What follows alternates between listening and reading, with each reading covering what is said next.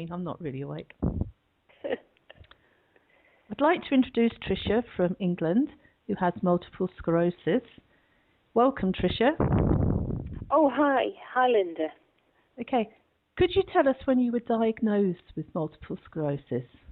It was 2001, but I think I probably had symptoms for about 3 years before that. Nobody knew what it was. Right, okay. That's sort of pretty standard, I think. And how old were you at the time?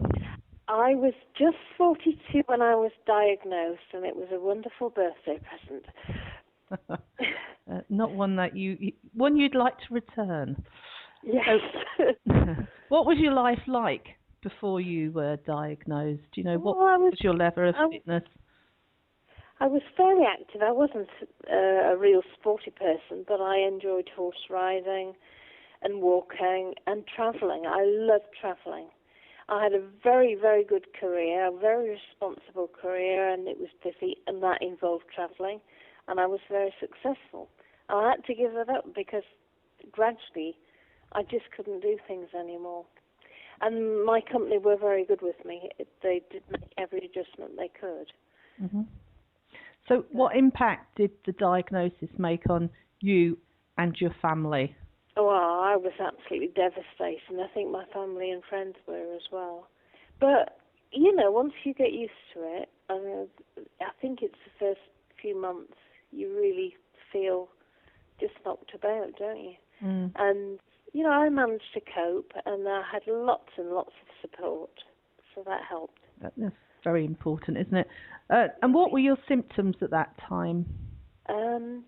Well, I used to get what I called a wobbly knee, or a floppy knee. So when I was walking, I would get so far and find that I got a weakness in my knee, and I couldn't really straighten it properly. And it's very hard to explain, but that was probably the first symptom. Then a bit later on, I started to get tingling in my finger. And when I actually fell over, I started to get weakness in the ankle as well. I fell over and almost knocked myself out in the swimming pool, believe it or not, in the changing rooms.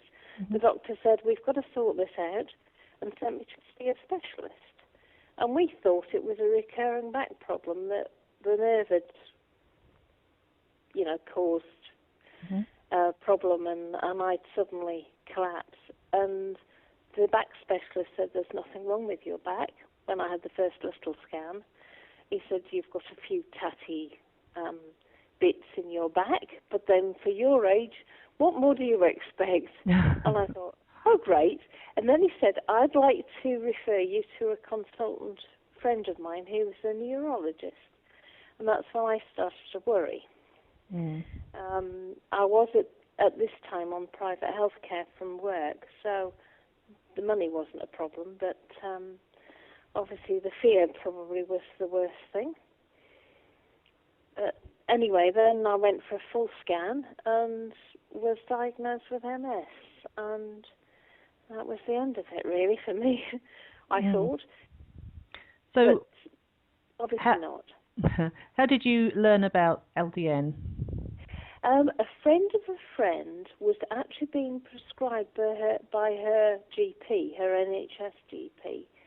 And my friend found out, told me about this wonderful LDN, and I looked it up, and I found the LDN Trust and Linda. Uh-huh. And you were wonderful, Linda. Thank you. You're making me choke now. And so, how did you obtain your prescription? Did your GP prescribe it for you? Well, my GP very sympathetically wrote off to the consultant and asked for the okay to prescribe it. And the consultant wrote back and said, no evidence. Right. So the GP couldn't prescribe it. So thanks to you, Linda, I went to EMED, who were wonderful. I got the letter of the first diagnosis from my doctor and sent it to EMED, and they prescribed LDN, and I've been getting it from Dixon's in Glasgow. So when did you actually start taking LDN? How long have you been on it now? A year ago. Right. A year ago. And how has LDN helped with your symptoms? Obviously, I realise it's not a cure, and that's what was made very clear to me.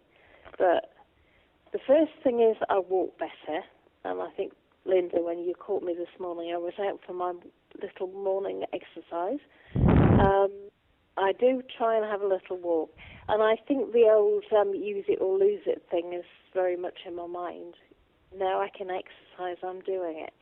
Mm-hmm. And one of the big things was raising my hand. I'd noticed this time last year, I'd started to take the kitchen roll, which, because I sneeze dreadfully all the time, I'd started to take the kitchen roll down to waist level before I pulled a sheet off it to blow my nose.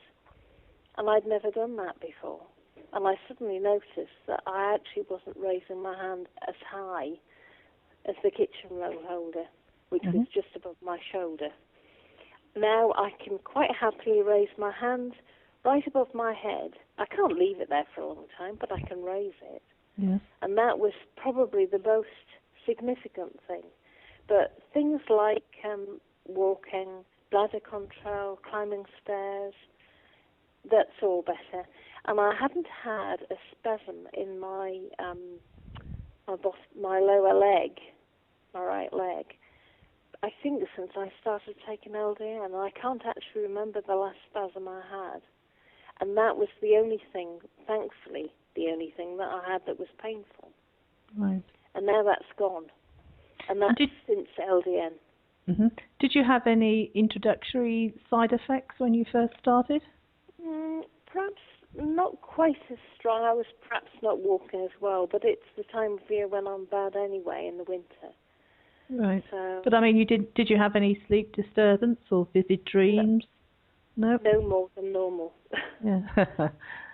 And, well, silly question really, but are you planning on continuing taking LDN? Absolutely. Wouldn't give it up.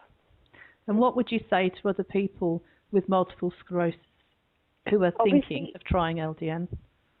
Well, obviously it's something that is a personal thing, and you should look into it, but you do have to give it time to start having effects. But try it, for goodness sake, try it for a couple of months. There's no real known problems with it, and even if it doesn't suit you, it's worth a try, because believe me, my confidence levels have gone up so much since I took this into my own control. And that's the big thing, isn't it? It is. Knowing that you get no help from the NHS. Well, thank you very much for sharing your story with us, Tricia. Thank you. Thank you very much for asking me, and I really do hope that it will help lots of other